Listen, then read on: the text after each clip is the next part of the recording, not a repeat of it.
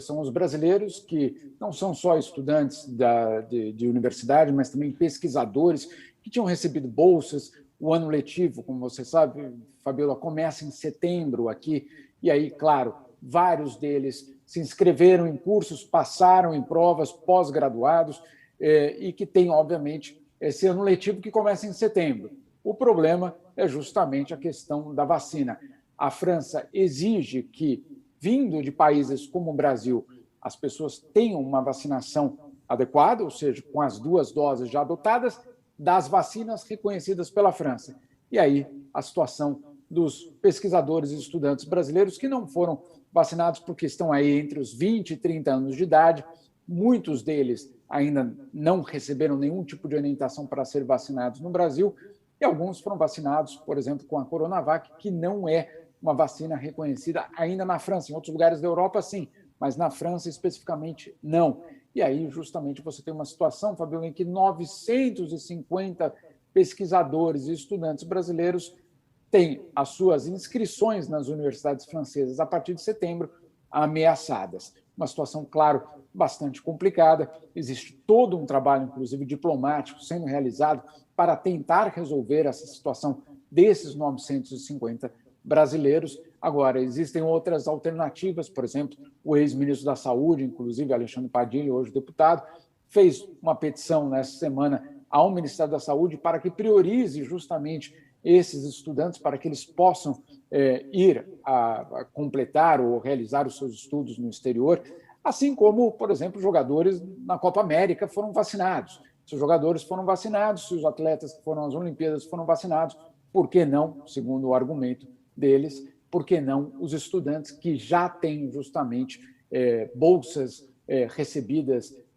e, na verdade, o ano letivo que vai começar em setembro na França. Enfim, mais um debate aí para a questão do acesso à vacina, obviamente. E isso é muito complicado, né, Jamil, porque as pessoas aqui no Brasil ficam escolhendo vacinas. E uma das desculpas é justamente essa, né? Eu com essa vacina não consigo entrar em tal país, não consigo entrar em outro país. A Organização Mundial da Saúde já reconheceu a Coronavac, né? Que é a vacina que normalmente não está sendo aceita em alguns países. Como é que está o andamento dos países aceitarem? Você falou que os trabalhos diplomáticos estão sendo feitos para isso, mas como é que está? Por exemplo, na Europa, a Coronavac é aceita em quais países?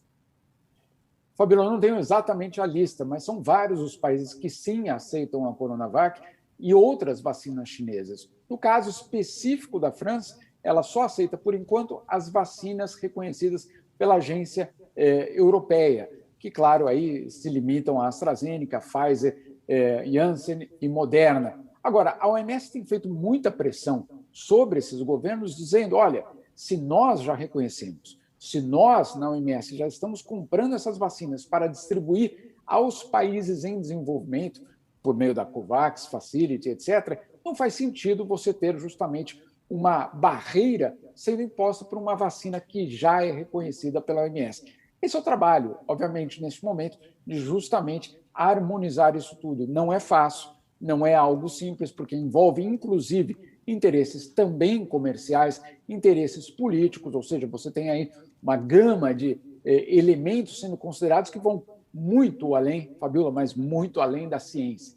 Se fosse apenas, vamos dizer assim, pela ciência, não há motivo pelo qual a Coronavac não fosse aceita, porque, afinal de contas, a OMS não só aceita, insisto, mas compra para distribuir ao mundo. Então, obviamente, isso não faria um sentido nesse debate. Agora, a questão da vacinação vai muito além. A questão da vacinação é uma história, de uma certa forma, de um fracasso da humanidade, de ter concentrado essas doses num grupo pequeno de países, enquanto o resto do mundo hoje ainda está de pires na mão, esperando por vacina. Só para a gente colocar em números, na Europa, por exemplo, e nos Estados Unidos, a marca de 70% da população foi atingida justamente com pelo menos uma dose. Na África, essa taxa não chega a 2%. Ou seja, você tem ainda uma diferença, uma disparidade extremamente profunda. É o que a própria OMS chama de apartheid de vacina. Claro, você tem uma situação num país, em alguns países do mundo, em que a vacina, inclusive na Alemanha, já começa a ser adotada a terceira dose a partir de setembro, e médicos, idosos e pessoas vulneráveis em grande parte do mundo ainda não sabem nem quando vão receber a primeira dose. Isso é muito triste, né? Porque faz, além dessa dificuldade da população mundial conseguir a vacina, tem também essa coisa de essa vacina não aceita aqui e ali, e aí também faz com que dentro dos países seja uma questão muito difícil, que é o que a gente vive aqui no Brasil.